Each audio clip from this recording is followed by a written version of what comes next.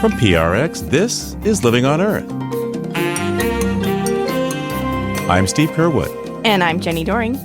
Environmental justice booster Kamala Harris jumps into the race for president. And look, I care about the environment, not because I have any particular desire to hug a tree, but I have a strong desire to hug a healthy baby. And this literally comes down to clean air and clean water. Also, astonishing revelations about plant intelligence and consciousness. So they handed me tweezers. We're in this dark microscope lab, and I pinch the plant with tweezers, and suddenly there's this green eminence glowing from the place that I've pinched this plant. Then it starts traveling down its vein system. And within about 2 minutes, the entirety of this little plant had received the signal of my pinch. That and more this week on Living on Earth. Stick around. From PRX and the Jennifer and Ted Stanley studios at the University of Massachusetts, Boston, this is Living on Earth. I'm Steve Kerwood. And I'm Jenny Doring. So, Steve, with a lot of excitement, Vice President Kamala Harris has garnered a majority of delegates for the Democratic nomination for president to oppose Republican Donald Trump. You got to say, with President Biden's decision not to run again, this race just got way more interesting. And there's a lot one could say, but right now, let's consider the environment and climate change. Yeah, Jenny, though her career so far is in sharp contrast to Joe Biden's. For example, soon after law school, he worked in some private law practices in Delaware, including one run by a prominent Republican. He then tried the defense side of criminal law, working as a public defender, and defied the odds when he won a local office and then a U.S. Senate seat by age 29. Kamala Harris started as a prosecutor right out of law school, working her way up the ranks and staying with the Democrats all along, ultimately winning elections as district attorney and then California state attorney general. At the local and state level, she made her mark in a number of prosecutions, including environmental ones. As she recently told supporters at her campaign headquarters, she took on big oil companies, suing Chevron over hazardous waste and ConocoPhillips over gas station violations. As district attorney, to go after polluters, I created one of the first environmental justice units in our nation. Donald Trump stood in Mar-a-Lago and told big oil lobbyists he would do their bidding for a $1 billion campaign contribution. And Steve, while campaigning for the Senate seat vacated by Barbara Boxer in 2016, Attorney General Harris joined local prosecutors to bring criminal charges against operators of a failed oil pipeline that polluted roughly 100 miles of California beaches. This case should serve as a stark reminder that any company that is operating in our state and transporting crude oil and doing it in a way that is irresponsible and in violation of the law will be held accountable. In this state, we value our environment. We value our pristine coastal communities. We value the precious wildlife and the oceans that we are proud to call a big part of California. And anyone who violates the law in endangering our wildlife and our oceans is going to be held accountable. Now, once in the Senate, Kamala Harris was most visible when it came to the environment when she co-sponsored the resolution calling for a Green New Deal. And she was to the left of Joe Biden on the Green New Deal in 2019 when she was campaigning in the New Hampshire presidential primary. I am supporting the Green New Deal.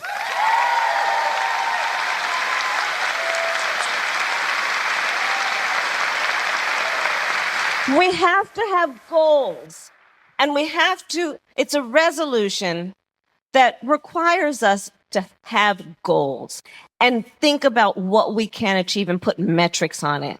Some of them we'll achieve, some of them we won't. But if we don't aspire, this is gonna be a bad ending. And I hate to sound this way. I don't want to sound like an alarmist, but it is very real and it is within our power. And she stayed steady on the environment, even as she had to brush away derision about her green concerns. And look, I care about the environment, not because I have any particular desire to hug a tree, but I have a strong desire to hug a healthy baby. And this literally comes down to clean air and clean water. And we have got to take this seriously, and it is imminent as a threat unless we correct course and do some serious work on changing our behaviors and adapting to what we know we can do. It is within our power to do it. Of course, history records that Kamala Harris dropped her campaign for president before any votes were cast, and ultimately she was tapped for vice president by Joe Biden. But even though Biden never called the Inflation Reduction Act part of a Green New Deal, at the end of the day, it incorporated many of the concepts of the original resolution. And Vice President Harris echoed the Green New Deal when she spoke at Florida International University in 2022. The climate crisis has exposed and intensified generations of economic and environmental inequities that have been present in communities across our nation. And our administration remains committed to addressing those inequities through environmental justice. And Kamala Harris took that theme into the international arena when she spoke at the 2023 UN Climate Summit in Dubai, 2 years after President Biden had returned the U.S. to the Paris Climate Agreement. The United States of America will once again be a global leader in the fight against the climate crisis. Since then, the United States has turned ambition into action. President Biden and I have made the largest climate investment in the history of our country, and some have said the world. Roughly $1 trillion over the next 10 years. And at COP28, she detailed everything from clean energy investments to coastal resilience and forest protection. Today, we are demonstrating through action how the world can and must meet this crisis. This is a pivotal moment. Our action collectively, or worse, our inaction, will impact billions of people for decades to come. For as much as we have accomplished, there is still so much more work to do, and continued progress will not be possible without a fight. So, Jenny, one of the resources Joe Biden is giving Kamala Harris beyond his campaign organization is his vast set of personal contacts in the international arena. That could make a difference for the climate emergency in the world if she can successfully combine that with her drive for meaningful change as she navigates the entangled issues of emissions, fossil fuels, and finance. All right, Steve. Well, I'm glad we're getting down to the real issues at heart here. But there is one viral clip we haven't played yet. And guess what? It's about trees. My mother she would give us a hard time sometimes, and she would say to us, I don't know what's wrong with you young people. You think you just fell out of a coconut tree? You exist in the context of all in which you live and what came before you. And Steve, this is getting play all over TikTok and Instagram with coconut tree emojis to boot. Kamala Harris just seems to be one of those public figures who's highly memeable, and that's attracting a lot of attention from Gen Z, some of whom are turning 18 just in time to vote this fall. Right, Jenny, and with the climate emergency now so evident with the heat waves and storms and fires, Kamala Harris seems poised to attract votes from the climate concerned of all ages. And should the early excitement about her candidacy translate into winning the White House, she could come into office with the Senate and House ready to move beyond the record-setting climate actions of the Biden-Harris administration.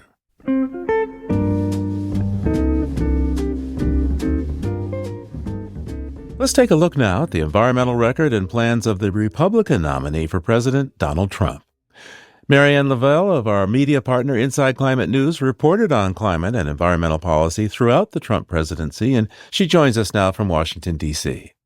Hi, Marianne. Welcome back to Living on Earth. Thank you. Great to be here. So, Donald Trump came into office in 2017, vowing to roll back various climate and environment regulations. So where should we begin? Well, let's start with an especially memorable move when he pulled the U.S. out of the Paris Climate Agreement.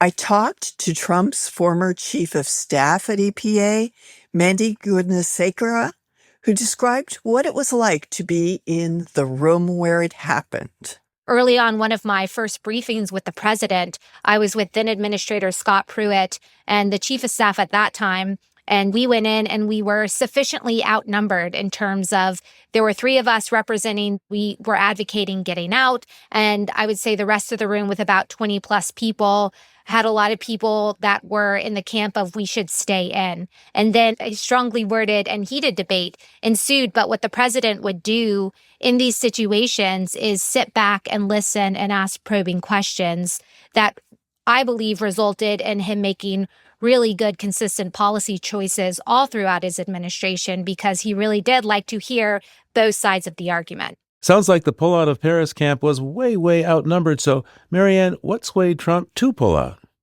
Well, Ms. Gunasekara said it came down to concerns about how the Paris Agreement could affect the economy. There was a study by an oil and gas consulting firm sponsored by the U.S. Chamber of Commerce that estimated the agreement would cost the U.S. 2.7 million jobs by 2025. It broke down the impact that the Paris Climate Accord would ultimately have on some key industries and industries that the president cared a lot about. He really focused on bringing and reinvigorating the life of the American worker, first with ensuring or growing the opportunity for a job, and then the affiliated community investments and growth alongside it. So it came back to what is this going to do to American jobs? Well, Marianne, that certainly plays right into the concerns of conservative voters, huh? It does, but those job loss claims were unfounded.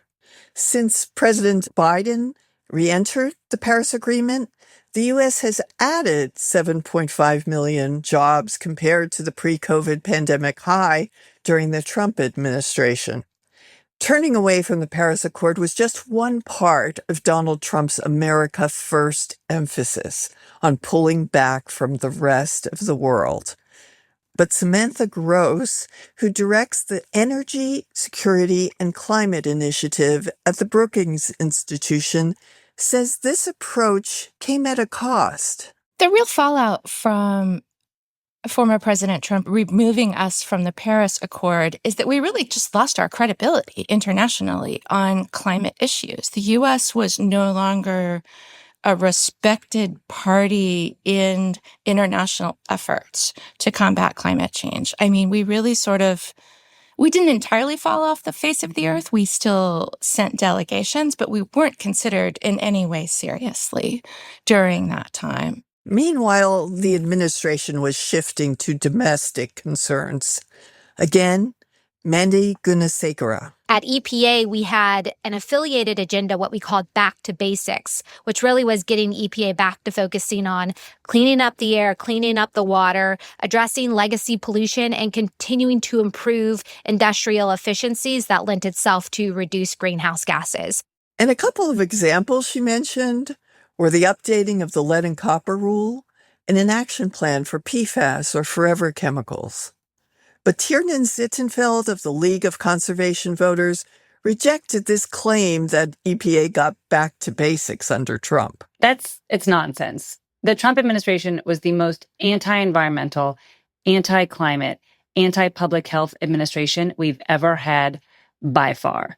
It was just breathtaking, the extent to which they rolled back protections for clean air, for clean water, for public lands that led to more toxic pollution into communities all across this country, especially the front line and the fence line and the communities of color that have been hit first and worst by toxic pollution by decades.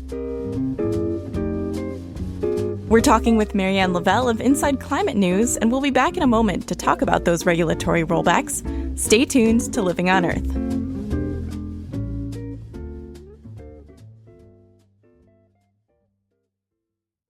The outcome of the 2024 U.S. presidential election could profoundly shape the future of the climate and environment, both at home and around the globe. And there are important down-ballot races and ballot measures, too. Here at Living on Earth, we're working hard to give you the stories and information you need to make your decisions on Election Day.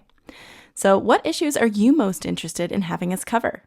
Let us know by sending us a written or audio message at comments@loe.org. You can use the Voice Memos app on the iPhone, the Voice Recorder app on an Android device, or any similar app to record your message and then email it. And we might just include your voice on air. Just be sure to give us a daytime phone number to reach you so we can verify your submission. So email us at comments@loe.org. It's Living on Earth. I'm Steve Kerwood. And I'm Jenny Doring.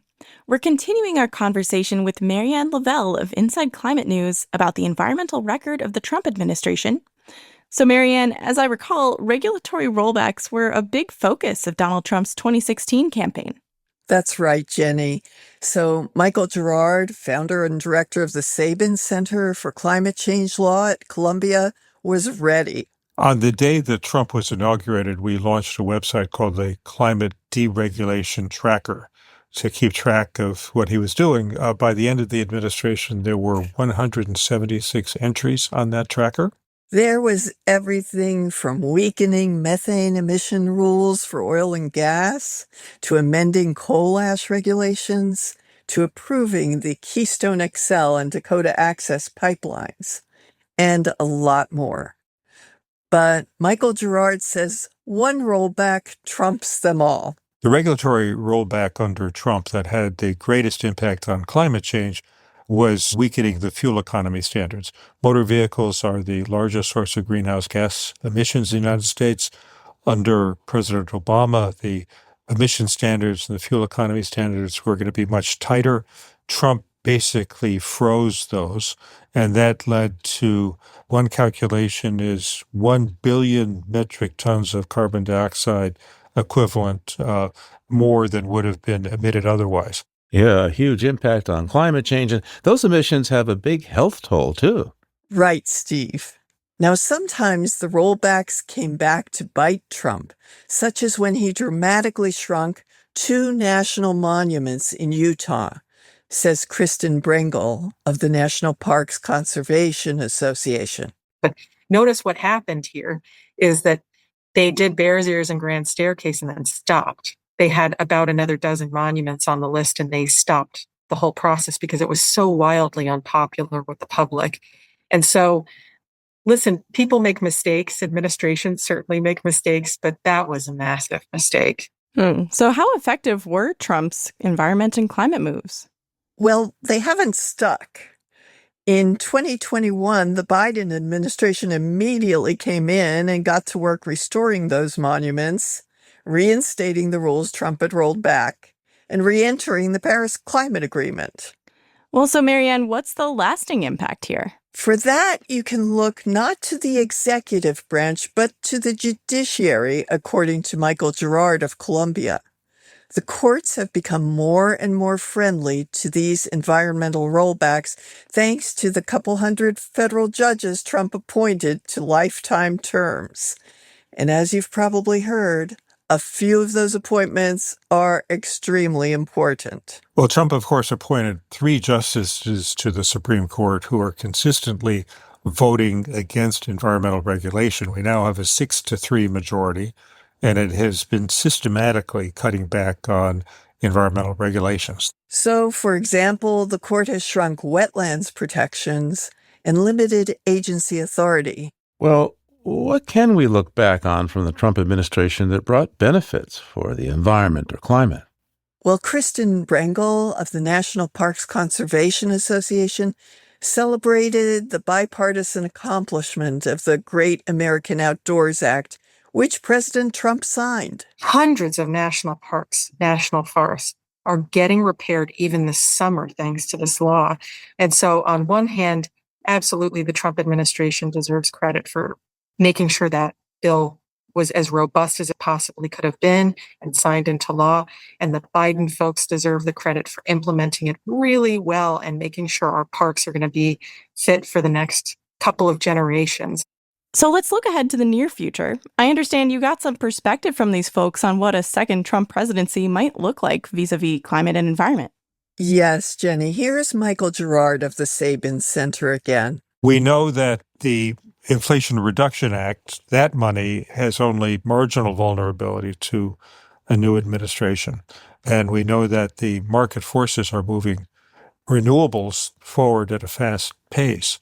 But we need regulations to shut down the coal-fired power plants and the other major fossil fuel uses. That depends in significant part on regulations, and these regulations are really in peril thanks to the Supreme Court and the lower court judges appointed by Trump. So Michael says it's hard to overstate the impact on climate and environmental policy that this conservative shift has had and what that could mean for a second Trump term. Well, if Trump comes back, it's going to get a whole lot worse. If we look at the Project 2025 report from the Heritage Foundation, which many people are looking at as a blueprint for what a second Trump administration would be, it would be the first Trump administration on steroids. They would continue the process of trying to revoke all those regulations. They would fight new renewables, and it would be drill, baby, drill. So Donald Trump says he's not tied to Project 2025, but in any event, how does Mr. Trump plan to address the climate crisis?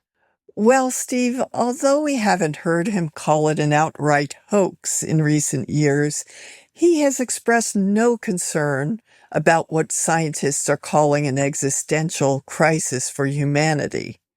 And the 2024 Republican Party platform, which was directly shaped by Trump and his staff, doesn't even include the word climate. Tackling the climate crisis will certainly be at odds with the big plans the GOP and Trump have for fossil fuels. Right. He had some glowing words for them on the final night of the Republican National Convention in Milwaukee, Wisconsin. Remember, we have more liquid gold under our feet than any other country by far. We are a nation that has the opportunity to make an absolute fortune with its energy. We have it, and China doesn't. Under the Trump administration just 3.5 years ago, we were energy independent, but soon we will actually be better than that. We will be energy dominant and supply not only ourselves, but we will supply the rest of the world. And we noticed that Mr. Trump went off the script during much of his speech, and he couldn't resist taking a jab at the Inflation Reduction Act, the Democrats' climate legislation. And next we will end the ridiculous and actually incredible waste of taxpayer dollars that is fueling the inflation crisis. They spent trillions of dollars on things having to do with the Green New Scam. It's a scam. And that's caused tremendous inflationary pressures in addition to the cost of energy. And all of the trillions of dollars that are sitting there not yet spent, we will redirect that money for important projects like roads, bridges, dams, and we will not allow it to be spent on meaningless green new scam ideas.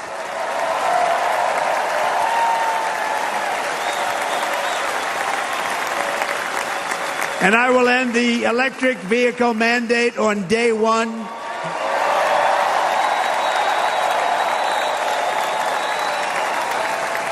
Thereby saving the U.S. auto industry from complete obliteration, which is happening right now, and saving U.S. customers thousands and thousands of dollars per car.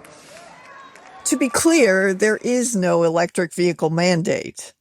And it's unclear how a Trump administration would repeal the grants, loans, and tax credits of the Inflation Reduction Act without new legislation in Congress.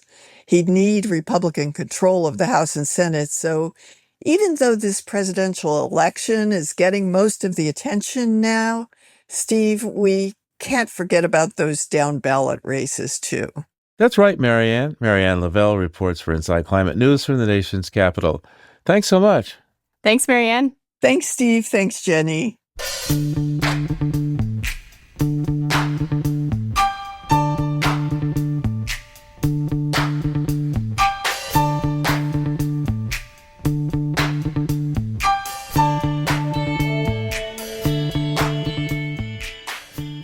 Our lengthy interview with Republican Congressman Cliff Bentz of Oregon last week prompted several comments from you, our listeners. Some wanted a more confrontational exchange. One wrote, "Maybe you could get an interviewer who knows how to push back if you're hosting a show about the environment and inviting Republicans on the air to cover all their talking points." Adding, "I've never been as shocked to hear an interview on public radio, typically considered liberal-leaning, and during an environmental program at that. Caving to Trump's bullying tactics that the media is biased isn't going to win you more viewers.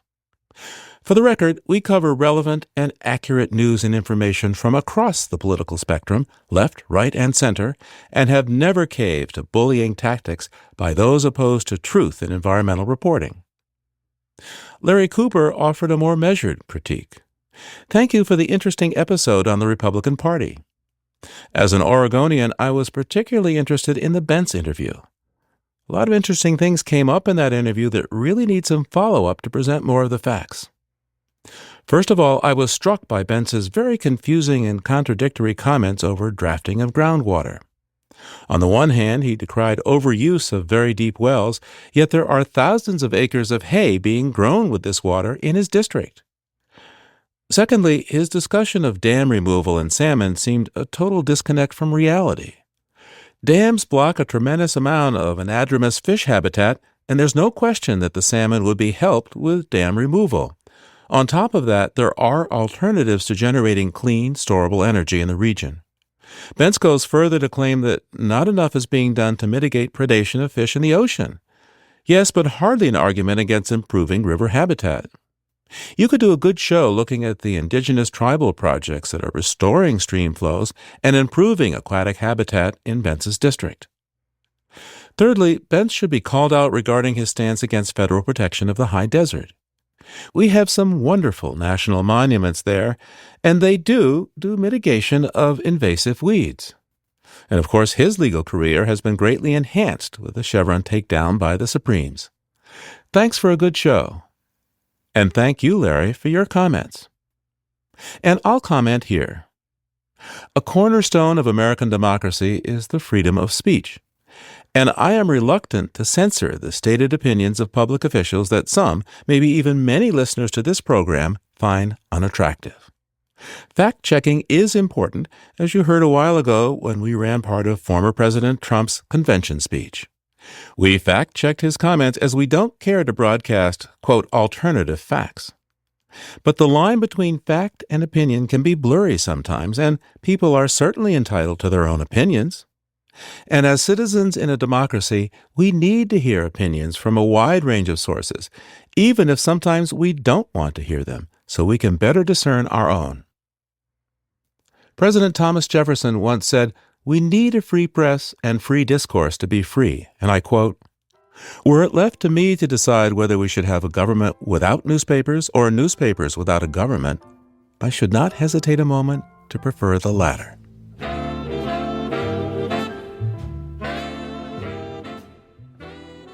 Earth is a planet in motion where water carves deep canyons and rock itself turns to liquid. And that got Living on Earth's explorer in residence, Mark Seth Lender, thinking. There's something about waterfalls and volcanoes that makes me think of them the same way. Why? It took me a while. When I pose this as a question, people say it's the power. Which is true, but that applies equally to the sea, especially in storm when the waves are crashing, and all that violence. But I don't think ocean volcano or ocean waterfall holds together in the same way as waterfall volcano. Waterfall volcano is different. Rock is dense and cold and solid, and it sinks, it stays put. Water is forgiving and pliant. It turns into mist. It returns as rain. In a waterfall, it is the water that sinks, that falls, not the rock over which it cascades. In a volcano, rock, instead of being solid and cool, is molten and hot, ejected into the stratosphere. Rock defies its very nature. That's the relationship. Water that falls like something solid, rock that is liquid and flings itself into the air. When I look at a waterfall, it brings that opposition in mind for me. Naming, saying, waterfall all at once like that loses these oppositions and contradictions. Instead, think water falls and really see. Water of the rushing river gathered from a source unseen, water only of the moment from spring melt, from storms sabered by lightning. Each source and every waterfall that it feeds is different. Water that was glaciers, blue ice, and black ice creaking and splintering against the agency of a natural demise. So next time you look at a waterfall, say it out loud. Water falls. That's Living on Earth's Explorer in Residence, Mark Seth Lender.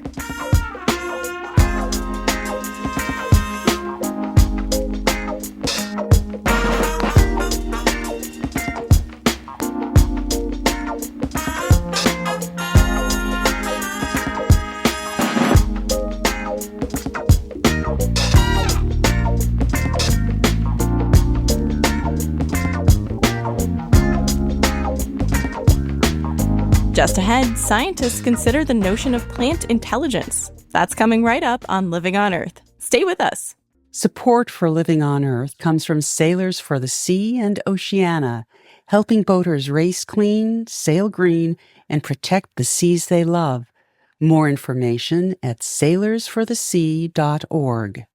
Here at Living on Earth, we work hard each and every week to bring you the most relevant and compelling environmental news. As a nonprofit organization, we count on you to help. Listener support is key to sustaining the environmental news gathering and reporting that you rely on. Please consider doing your part to support Living on Earth. A monthly donation is the very best way to ensure LOE's work continues week after week. To make your pledge of support, go to LOE.org and click Donate. And thank you for helping to keep LOE's nonprofit environmental media going strong.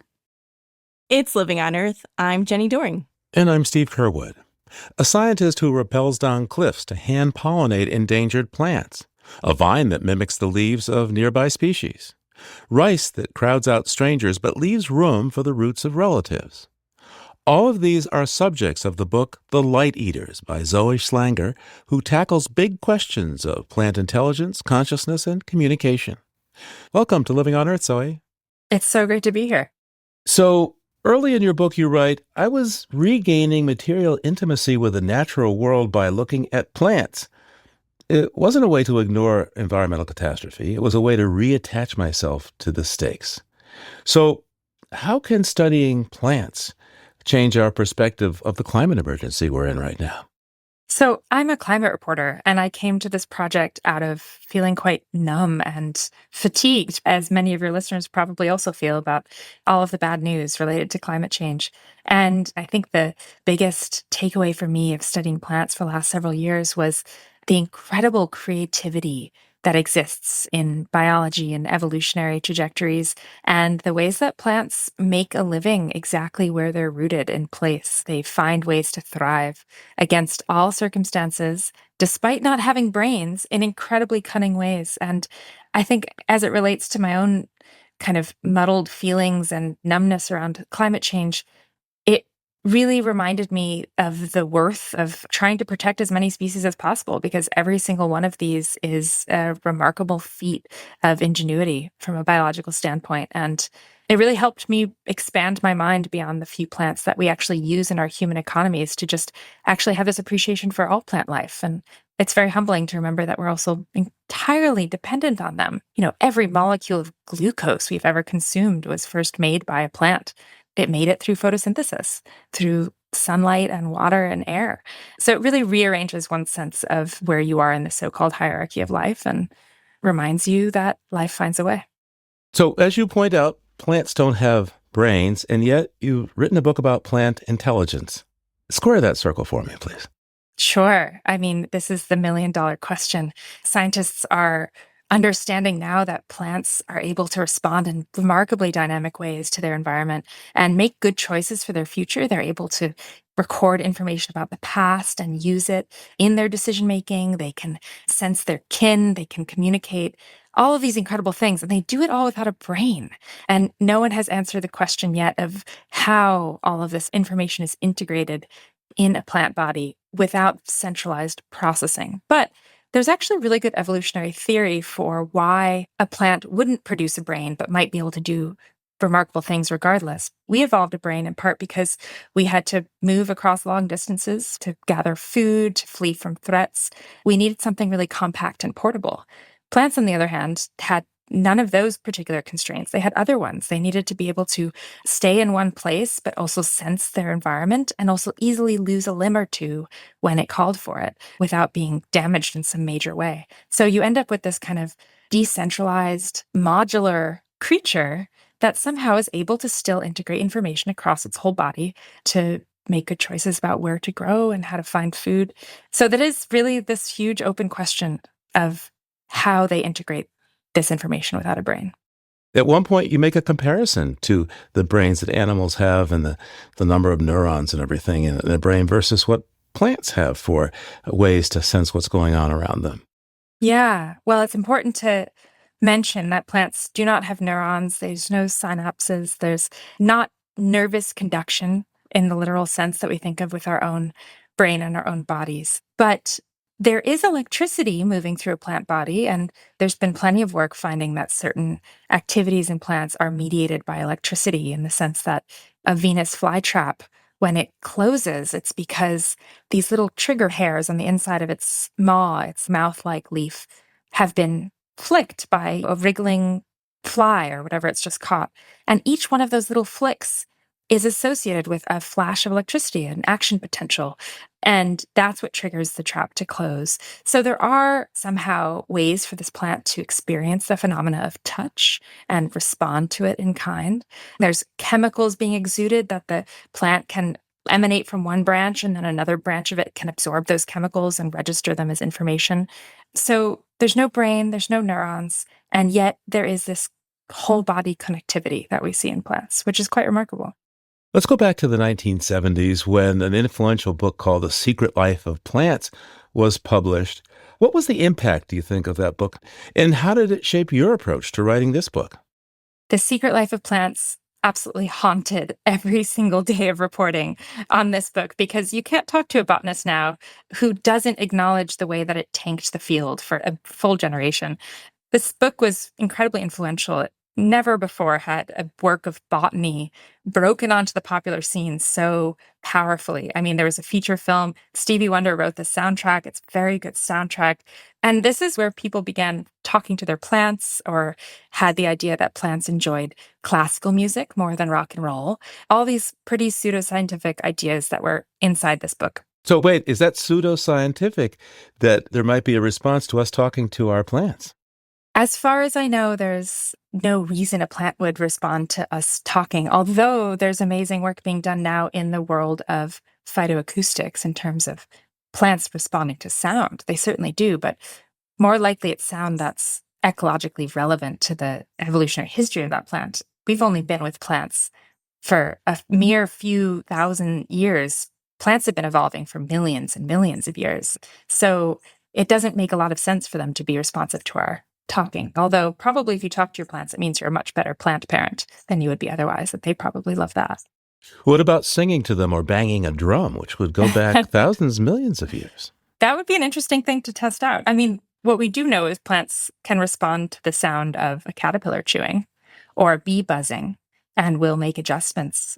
Evening primrose will increase the sweetness of its nectar by 3 times very quickly when it starts to vibrate at the same frequency as a bee flying by or buzzing. Plants are very receptive to vibration. It's a physical stimulus. So to them, sound is pure vibration. So who knows? I mean, there's probably a lot of sounds that plants are receptive to.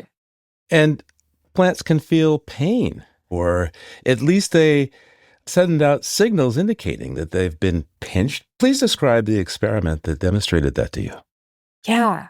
Well, to be super clear, there's nothing to suggest they can experience pain in the way that we experience pain as this like displeasing sensation. But we do know that when a plant is injured, when it's, let's say, clipped or bitten by a predator or bent, that will produce a flurry of defensive chemicals to make itself either less palatable, make its leaves very bitter, or send out warnings to other plants in the area that there's an attack underway, or at least those plants are able to pick up on those chemicals from that injured plant and recognize that they have to boost their own immune systems. So certainly plants produce strong reactions to being hurt. And I think about this now every time I touch a houseplant. I was able to go to a lab in Wisconsin that is working with plant wounding experiments, and they've imbued these plants with these fluorescent green proteins from jellyfish. And those proteins are attached to calcium, which is typically seen as a precursor or like a signal that there's some electricity moving through a cell. And so they handed me tweezers. We're in this dark microscope lab, and I pinch the plant with tweezers, and suddenly there's this green eminence glowing from the place that I've pinched this plant. Then it starts traveling down its vein system. And within about 2 minutes, the entirety of this little plant had received the signal of my pinch. Well, and in the course of this experiment, they had to encourage you to pinch harder. It's true. Yes. I mean, think about it. You've just been told that plants can feel you touching them, and then you're expected to enthusiastically wound this plant. It felt like the vegetal version of the Milgram shock experiment. But then I remembered, of course, I eat salad. It's okay. Pinch the plant. And I did. And it was pretty spectacular to see. Speaking of eating salad, though, what does your work tell us about veganism? I mean, what moral superiority is there in just eating plants if plants are sentient beings as well? I think it's a really interesting question because we are animals that have to eat plants. There's no way around it. We need their sugars and proteins to keep ourselves alive. But it does start to bring into conversation this idea that, well, maybe every living thing is bent towards life and wants to keep living. And plants are no exception to that. I mean, it's interesting to try to have to hold in your mind that you, in order to survive, have to enact some violence on an organism that wants to keep living. And what does that mean? I mean, maybe it can introduce a sense of profound gratitude or respect or reciprocity with other creatures. And maybe that can shape how we treat them. So, to what extent does your work suggest that plants have consciousness? Well, consciousness is this incredibly alluringly mushy concept. We don't know the mechanical basis for consciousness even in ourselves. We can't verify the consciousness of anyone but ourselves. It's something we feel, but it's extremely hard to pin down. And consciousness in some ways could be seen as simple as the capacity to take control of one's life and guide one's actions according to your best abilities, a sense of experiencing the world. And these are not outside of the realm of things that you can consider plants doing if you look at them a certain way, if you look at all of this science coming out and holding in mind that there are realms of thought that believe that consciousness began with the very first cell, even. So we're deep in the area of theory here, and there's no easy answers, but it at least is an intriguing thought experiment that I think could really rustle us out of this kind of sense of human superiority in this realm. So, throughout your research process for this book, you traveled around the world and met a whole cast of characters. What was that like? And talk to me about one of your favorite characters from this. Botanists are some of the most wonderful scientists to talk to, in part because they have so much feeling for organisms that many of us maybe ignore, perhaps in favor of animals. I mean, I think about the fact that most of us can tell the difference between like a codfish and a toucan or something, but we can't tell the difference between wheat and rye, which are incredibly different species themselves. So these are people who have profound connections to these much ignored organisms. And their research is also mind-blowing.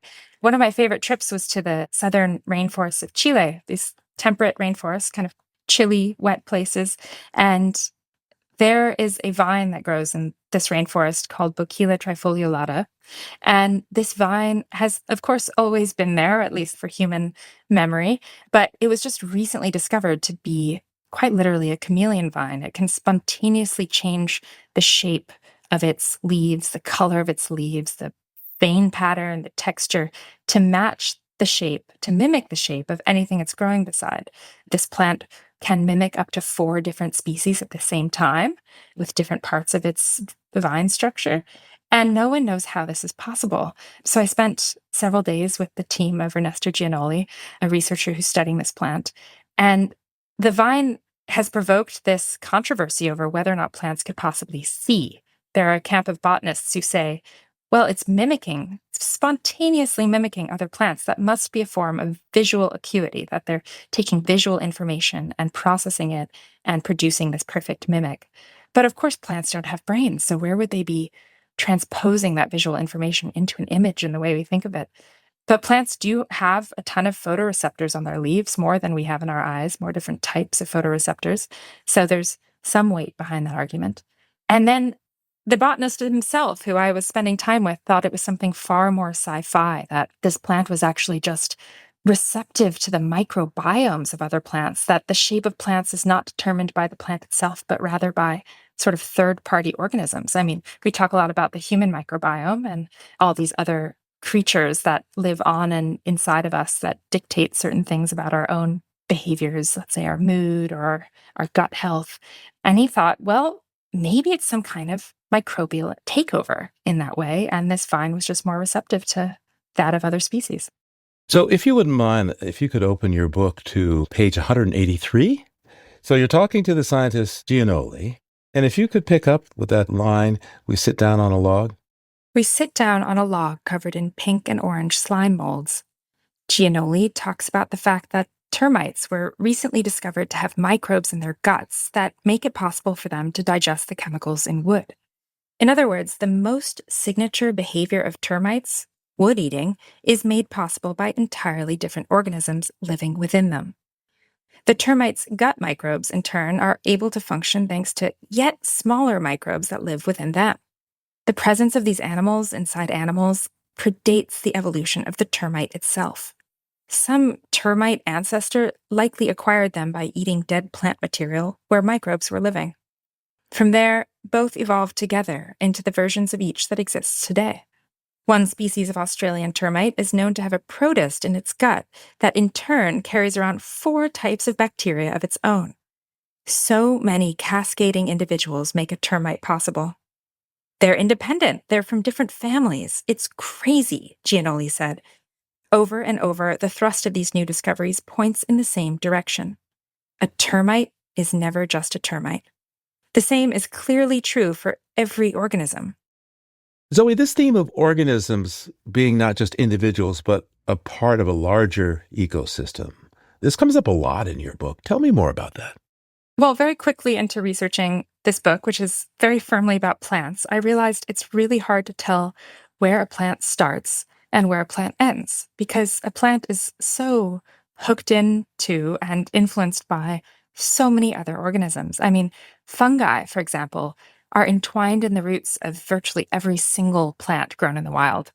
And they're so a part of plants that some have posited that roots first evolved simply to house fungi, and they're interacting with microbes and viruses and molds, any number of other organisms all the time. It really is shaking the core of the idea of a biological individual. I mean, our cells are not biological individuals. Something like half of our cells belong to other organisms, have foreign DNA, and they may well be influencing things we think of as wholly the domain of our own bodies. Things like our health, things like our mental state. We are not just one creature. We are highly dependent on and enmeshed with so many others. So, what were some of the most surprising things, beyond the things we've already talked about, that you learned when you were researching this book?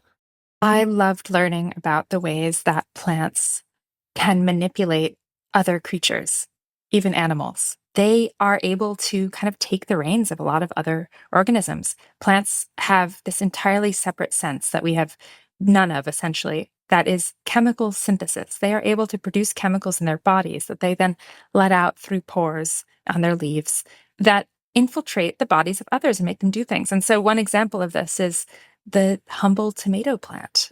The tomato plant is able to sample the saliva of a caterpillar chewing on it, and from there, make a chemical that will summon the exact predatory wasp that will want to come inject its eggs into this caterpillar. And the eggs will then hatch, and the larva will eat the caterpillar from the inside out and glue its little white cocoons to the outside of this husk of a caterpillar. And this is how this tomato plant attempts to defend itself from the hungry mouths of a million caterpillars. It's really remarkable when you think about a plant manipulating an animal. It really turns a lot of ideas upside down. So, what does studying plants tell us? What's the message? Well, I can only say what learning all of this has done for me. And at a very simple level, these findings, these scientific developments around plant behavior produced this immense feeling of awe, at least in me. And I know Rachel Carson wrote about this a bit towards the end of her life, and many people have studied this, that the experience of awe leads directly towards respect and sort of away from negligent behavior or away from indiscriminate destruction. And injecting ourselves with a big dose of awe could only do good things, both for addressing climate change and just for being animals in this world. Zoe Schlanger's book is called The Light Eaters. Zoe, thanks so much for taking the time with us today. It's been wonderful talking with you. Thank you.